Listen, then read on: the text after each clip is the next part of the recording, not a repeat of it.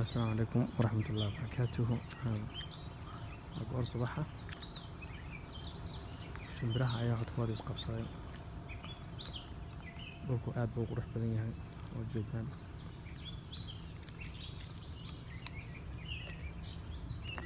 dhulku qurux badan yahay.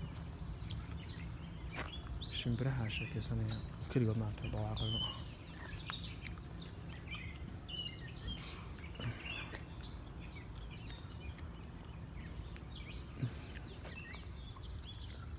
quruxda aroortiisa imaha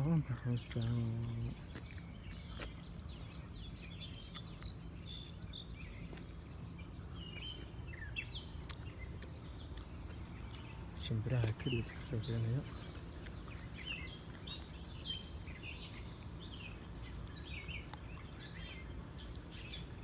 halkan waa saaka noogu barya.